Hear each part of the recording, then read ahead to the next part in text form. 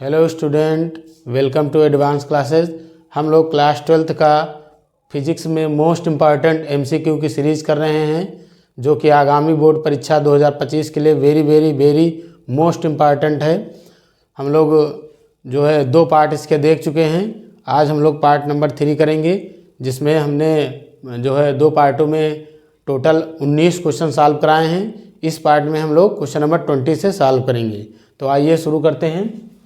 आप देख पा रहे हैं यहाँ क्वेश्चन नंबर 20 दिया गया है हमको कि चांदी का परावैद्युतांक के होता है। चांदी का परावैद्युतांक के होता है। परावैद्युतांक जो कि क्या होता है, किसी माध्यम का होता है।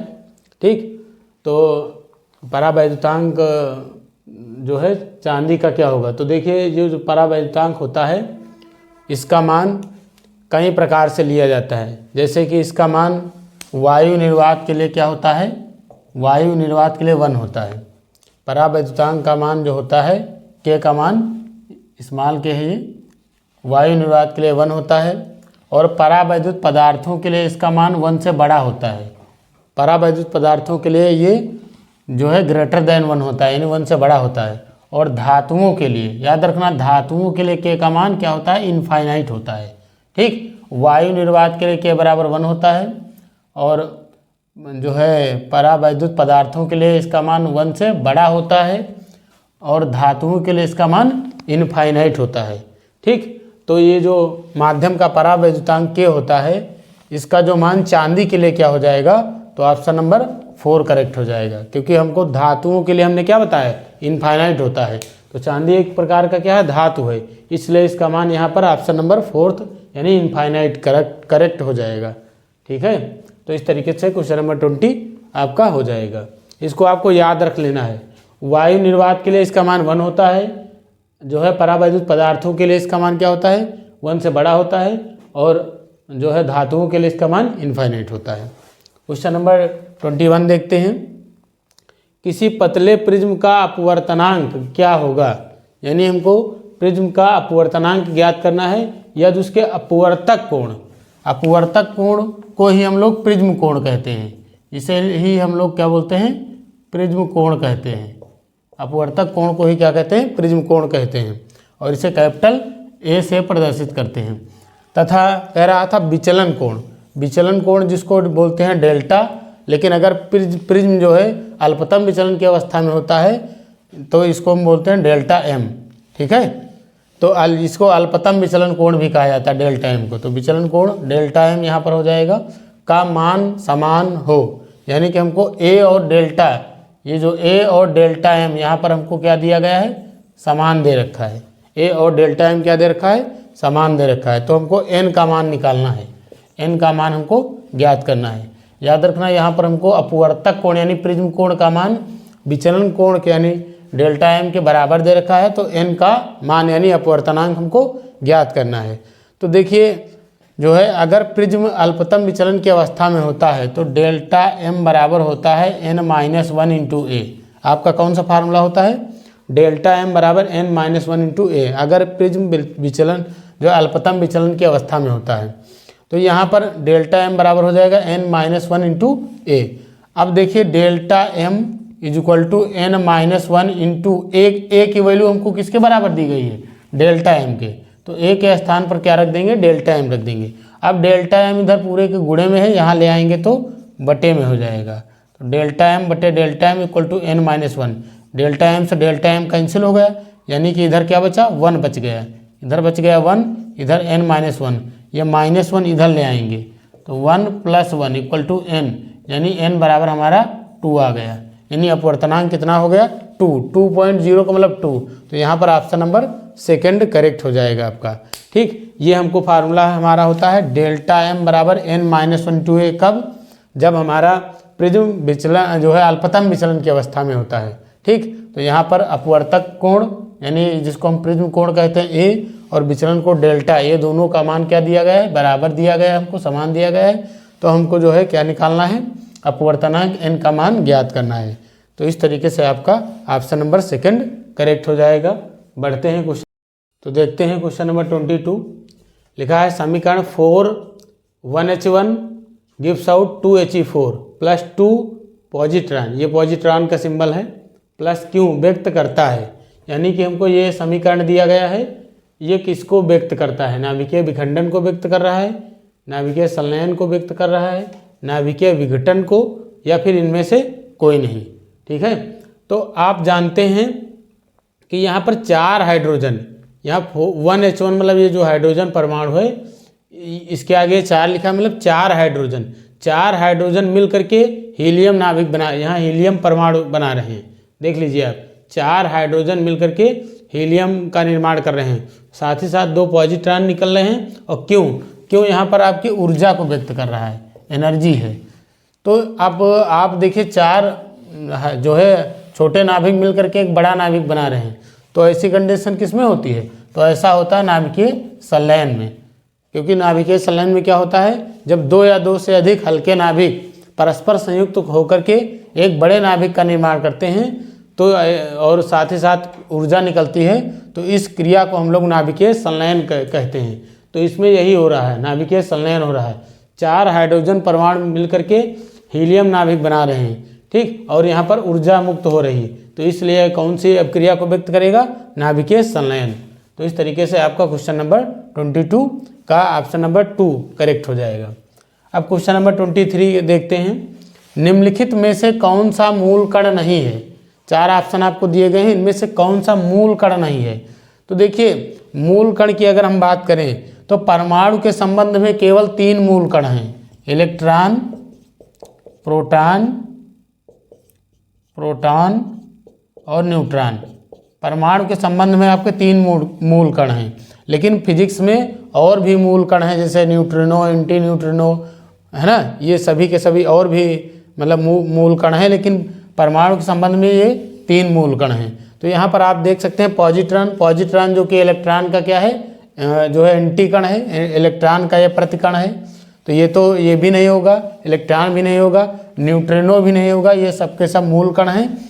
ठीक, लेकिन हमने बताया ना परमाणु के संबंध में आपके 3 मूल कण हैं, इलेक्ट्रॉन, प्रोटॉन और न्यूट्रॉन। तो यहाँ पर ऑप्शन नंबर 3 करेक्ट हो जाएगा, अल्फा कण। क्योंकि आप जानते हैं अल्फा कण क्या होता है, हीलियम परमाणु का नाभिक होता है, तो अल्फा कण इसमें से मूल कण नहीं है। तो बढ़ते हैं आगे, बढ़ते हैं क्वेश्चन नंबर 24 की तरफ। क्वेश्चन नंबर 24 में आपसे पूछा गया है कि 1/μ0 एप्सिलॉन नॉट, 1/μ0 एप्सिलॉन नॉट का मात्रक होता है, यानी आपको 1/μ0 एप्सिलॉन नॉट का मात्रक पूछा गया है। पहला ऑप्शन है मीटर स्क्वायर प्रति सेकेंड स्क्वायर, दूसरा ऑप्शन है मीटर प्रति सेकेंड, तीसरा आपका है सेकेंड स्क्वायर प्रति मीटर स्क्वायर, चौथा है सेकेंड प्रति मीटर। तो अब देखिए इसका मात्रक क्या होगा, तो आप जानते हैं कि 1/μ0 एप्सिलॉन नॉट बराबर कितना होता है, तो ये जो है ये आपका हो जाएगा c स्क्वायर के बराबर, इसके बराबर होता है c स्क्वायर। क्योंकि हमने जब पार्ट 1 में इसका जो है मान पूछा गया था वो बताया था, तो इसके कई वर्जन बताए थे, इससे कई तरीके से क्वेश्चन बन जाते हैं। तो 1/μ0 एप्सिलॉन नॉट का मान क्या हो जाएगा, जो है c स्क्वायर के बराबर हो जाएगा। हाँ, 1/μ0 एप्सिलॉन नॉट बराबर क्या हो जाएगा, c स्क्वायर। तो 1/μ0 एप्सिलॉन नॉट बराबर c स्क्वायर। c क्या है, प्रकाश की चाल है, प्रकाश की चाल का मात्रक क्या होता है, मीटर प्रति सेकेंड। तो ये मीटर और प्रति सेकेंड पूरे का क्या हो जाएगा, होल स्क्वायर हो जाएगा। देखिए 1/μ0 एप्सिलॉन नॉट बराबर, अब पूरे का होल स्क्वायर है, तो ये हो जाएगा मीटर स्क्वायर, क्या हो जाएगा ऊपर, मीटर स्क्वायर बटे क्या हो जाएगा, सेकेंड स्क्वायर। यानी कि हम इसको क्या कह सकते हैं कि मीटर स्क्वायर प्रति सेकेंड स्क्वायर। तो ये आपका कौन सा ऑप्शन है, तो देख लीजिए आपका ऑप्शन नंबर 1 करेक्ट हो जाएगा। याद रखना 1/μ0 एप्सिलॉन नॉट बराबर c स्क्वायर होता है। इसके जो है कई क्वेश्चन कई प्रकार से पूछे गए हैं आपसे, तो इसलिए बहुत इंपॉर्टेंट है, इसको ध्यान रखना। ठीक है, तो ये आपका क्वेश्चन नंबर 24 का फर्स्ट ऑप्शन करेक्ट हो जाएगा। क्वेश्चन नंबर 25 में क्या पूछा गया है, विद्युत चुम्बकीय तरंगें उत्पन्न होती हैं, इलेक्ट्रोमैग्नेटिक वेव्स होती हैं वो किससे उत्पन्न होती हैं, एक स्थिर आवेश द्वारा, एक नियत वेग से, एक त्वरित आवेश द्वारा, या एक अनावेशित कण द्वारा। अनावेशित कण का मतलब होता है जिसके ऊपर आवेश ना हो, उदासीन कण के द्वारा। तो जो विद्युत चुम्बकीय तरंगें होती हैं, याद रखना ये आपका ऑप्शन नंबर 3 करेक्ट हो जाएगा। एक त्वरित आवेश के द्वारा, जब कोई आवेश त्वरित होता है, त्वरित होने का मतलब कि त्वरित का मतलब क्या होता है, त्वरण उत्पन्न कब होता है, जब जो है वेग में परिवर्तन होता है, क्योंकि वेग परिवर्तन की दर को क्या कहते हैं, त्वरण कहते हैं। तो त्वरित आवेश का मतलब जब जो है आवेश त्वरित हो रहा होगा, यानी अगर वो गतिमान है तो उसका वेग बदल रहा है, तो उससे हम लोग त्वरित आवेश बोलेंगे। तो जब ये आवेश त्वरित होता है तब विद्युत चुम्बकीय तरंगें आपकी उत्पन्न होती हैं। ठीक है, तो इस तरीके से आपका क्वेश्चन नंबर 25 का ऑप्शन नंबर 3 करेक्ट हो जाएगा। अब बढ़ते हैं क्वेश्चन नंबर 26 की तरफ।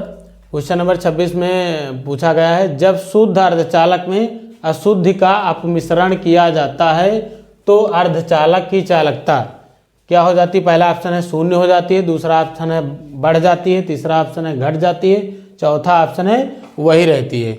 ठीक है, तो अब आप जो है आपसे पूछा गया है कि शुद्ध अर्धचालक में जब अपमिश्रण किया जाता है, यानी कि कोई अपद्रव्य मिलाया जाता है, तो अर्धचालक की चालकता पर क्या प्रभाव पड़ता है।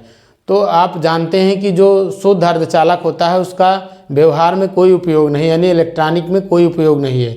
उसका उपयोग कब होगा, जब उसमें हम लोग 3 संयोजकता वाला या 5 संयोजकता वाला कोई अपमिश्रण मिला देंगे, कोई अपद्रव्य मिला देंगे। ठीक है, तब उसकी जो है तभी उसका यूज हम लोग इलेक्ट्रॉनिक्स में कर पाएंगे। तो अब ये ऐसा क्यों किया जाता है, क्यों अपमिश्रण किया जाता है, तो इसलिए किया जाता है क्योंकि जब हम जो है अपमिश्रण करेंगे यानी अपद्रव्य मिलाएंगे तो उसकी चालकता बढ़ जाती है जो है। तो आपका ये ऑप्शन नंबर 2 करेक्ट हो जाएगा, यानी कि शुद्ध अर्धचालक में अपद्रव्य इसलिए मिलाते हैं ताकि उसकी चालकता बढ़ जाए। और एक क्वेश्चन याद रखना, शुद्ध अर्धचालक में अपद्रव्य मिलाने की घटना को क्या कहते हैं, डोपिंग कहते हैं। तो इस तरीके से आपका ऑप्शन नंबर 2 करेक्ट हो जाएगा। क्वेश्चन नंबर 27 में दिया गया है, दी गई नाभिकीय अभिक्रिया में X है, आपको ये X अननोन कोई चीज़ है जो है, तो आपसे पूछा गया है इस अभिक्रिया में X का क्या चीज़ है, प्रोटॉन है, अल्फा कण है, इलेक्ट्रॉन है या न्यूट्रॉन है। तो देखिए इसको आप कैसे जान पाएंगे, जैसे नाइट्रोजन 714 है, यहाँ पर न्यूट्रॉन है, यहाँ कार्बन 614, X क्या होगा। अगर हम प्रोटॉन की बात करें, प्रोटॉन का सिंबल क्या होता है 1H1, यहाँ पर अगर हम प्रोटॉन की बात करें तो यहाँ 1H1 अगर हम जो है रख लें, तो आप देखिए अब द्रव्यमान संरक्षण के नियम से जो है क्या हो जाएगा कि इधर का द्रव्यमान और इधर का द्रव्यमान दोनों क्या होने चाहिए, समान होने चाहिए। तो द्रव्यमान मतलब ऊपर वाला, इन्हीं को तो द्रव्यमान संख्या बोलते हैं। तो इस तरफ जो है यानी कि जो अभिकारक है यानी LHS, यानी बाईं ओर अगर द्रव्यमान हम देखें तो टोटल द्रव्यमान हमारा कितना हो जाएगा 14, और ये इसका 1 मिला के कितना आया 15 आ गया। इधर अगर हम बात करें, इधर द्रव्यमान अगर कुल द्रव्यमान की बात करें तो इधर कुल द्रव्यमान हमारा 14 और प्लस 1H1 का ये 1 हो जाएगा यानी 15। तो हम देख पा रहे हैं कि यहाँ पर जब हम यहाँ प्रोटॉन भर देंगे, यानी प्रोटॉन X का मान अगर प्रोटॉन ले लें तो दोनों तरफ द्रव्यमान संरक्षण के नियम से दोनों तरफ द्रव्यमान बराबर हो जाएंगे, इसलिए ऑप्शन नंबर आपका फर्स्ट यहाँ पर करेक्ट हो जाएगा। तो इस तरीके से क्वेश्चन नंबर 27 आपका हो गया। तो देखते हैं क्वेश्चन नंबर 28 पूछा गया है आपसे, निम्नलिखित में से सम न्यूट्रॉनिक युग्म है, सम न्यूट्रॉनिक। अब आपसे युग्म का मतलब जोड़ा, यहाँ पर जोड़े में दिए गए हैं जो है, आपको इसमें पूछा गया है कौन सा जोड़ा सम न्यूट्रॉनिक है। सम न्यूट्रॉनिक क्या होता है, तो सम न्यूट्रॉनिक मतलब ऐसे परमाणु जिनमें न्यूट्रॉनों की संख्या समान होती है ना। क्या समान होता है, न्यूट्रॉनों की संख्या समान होती है। अब आप जैसे ऑप्शन नंबर फर्स्ट में देखिए, न्यूट्रॉन की संख्या कैसे निकालते हैं, परमाणु भार से परमाणु क्रमांक को माइनस करके। तो देखिए जो ऊपर लिखा है परमाणु भार है और नीचे जो लिखा है परमाणु क्रमांक है। अगर हम पहले ऑप्शन में देखें तो या इसमें कार्बन 614 में न्यूट्रॉन कितने हो जाएंगे, 14 से 6 माइनस करेंगे तो 8 न्यूट्रॉन हो जाएंगे। यहाँ ऑक्सीजन 8 16, इसमें अगर देखें 16 से 8 माइनस करेंगे तो 8 न्यूट्रॉन हो जाएंगे। तो ये ऑप्शन नंबर पहला ही हमको मिल गया जिसमें न्यूट्रॉनों की संख्या क्या है, समान है, यानी ऑप्शन नंबर करेक्ट हो जाएगा आपका फर्स्ट ऑप्शन करेक्ट हो जाएगा। आगे चेक कर लेते हैं, यहाँ देखिए आप 14 से 6 गया तो 8 बचा, लेकिन 14 से 7 गया तो 7 बचा। यहाँ न्यूट्रॉनों की संख्या समान नहीं है, इसलिए ये वाला ऑप्शन नहीं होगा। इसी प्रकार यहाँ देख सकते हैं 14 से 6 जाएगा तो 8 बचेगा और 17 से 8 जाएगा तो 9 बचेगा, ये भी आपका ऑप्शन करेक्ट नहीं होगा। यहाँ देखिए 14 से 6 जाएगा तो 8 बचेगा, 13 7 चला जाएगा तो 6 बचेगा, ये भी आपका करेक्ट नहीं होगा। तो ऑप्शन नंबर फर्स्ट करेक्ट हो जाएगा क्वेश्चन नंबर 28 का। अब बढ़ते हैं क्वेश्चन नंबर 29 देखते हैं। लिखा है हाइड्रोजन परमाणु के दो लगातार कक्षाओं के बीच इलेक्ट्रॉनों के कोणीय संवेग का अंतर होता है। अब जो है जैसा कि बोहर के परमाणु मॉडल से आप जानते हैं कि जो है कोणीय संवेग क्या होता है, मतलब इलेक्ट्रॉन जिस कक्षा में मतलब उन्हीं कक्षाओं में चक्कर लगा सकता है जिनमें उनका कोणीय संवेग क्या होता है, h/2π का पूर्ण गुणज होना चाहिए। क्या होना चाहिए? h/2π का पूर्ण गुणज होगा, उन्हीं में जो है इलेक्ट्रॉन चक्कर लगा सकता है। कोणीय संवेग क्या होता है? mvr को क्या बोलते हैं? कोणीय संवेग यानी एंगुलर मोमेंटम बोलते हैं। जहाँ पर आप ये r क्या होता है? कक्षा की त्रिज्या होती है, v वेग होता है और m द्रव्यमान है। तो यहाँ पर आपसे ये पूछा गया है कि किन्हीं दो लगातार कक्षाओं के बीच इलेक्ट्रॉनों के कोणीय संवेग का अंतर क्या होगा, डिफरेंस आपको बताना है। तो मान लिया कि जैसे कोई nवीं कक्षा है, nवीं कक्षा में इलेक्ट्रॉन का कोणीय संवेग क्या हो जाएगा? nh/2π हो जाएगा। nवीं कक्षा में क्या होगा? nh/2π होगा। और इसके बाद वाली जो आएगी कक्षा, यानी कि इसके बाद जिसमें इलेक्ट्रॉन चक्कर लगाएगा, तो उसमें क्या हो जाएगा, यानी वो n के बाद कौन सी आएगी? n+1। तो n+1वीं कक्षा में इलेक्ट्रॉन का कोणीय संवेग क्या हो जाएगा? n+1 h/2π हो जाएगा। इस तरीके से अब इन दोनों का डिफरेंस लेना है हमको, तो देखिए ये इस वाले से इसको माइनस कर देंगे। ये है nवीं कक्षा में, ये n+1वीं, तो इनका अंतर ले लेते हैं। तो अंतर में क्या करेंगे? बाद वाले से पहले वाले को माइनस कर देंगे। तो ये n+1 h/2π हो गया, माइनस कर देंगे इसमें से, क्योंकि अंतर पूछा गया है ना, अंतर मतलब इन दोनों का डिफरेंस। तो इधर क्या हो जाएगा? n/2π हो जाएगा। अब देखिए हम h/2π ले लेते हैं कॉमन। जब आप h/2π कॉमन ले लेंगे तो यहाँ बचेगा n+1 माइनस इधर बचेगा n से n कैंसिल हो जाएगा प्लस माइनस, तो यहाँ 1 बचा। तो h/2π × 1, यानी कि हमारे पास आंसर क्या आ गया? h/2π। तो ये आपका जो है h/2π, ये आपका ऑप्शन नंबर जो है कौन सा करेक्ट हो जाएगा? h/2π option number second correct हो जाएगा। तो आप देख पा रहे हैं इस तरीके से 29 का ऑप्शन नंबर सेकंड करेक्ट हो जाएगा।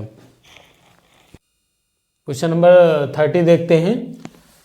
दिया गया है कि ई गतिज ऊर्जा वाले एक कण का लुईस डी ब्रॉगली तरंग दैर्ध्य होता है, यानी आपको गतिज ऊर्जा ई दी गई है। याद रखना गतिज ऊर्जा को के से रिप्रेजेंट करते हैं, लेकिन आपको के स्थान पर ई रख देना है।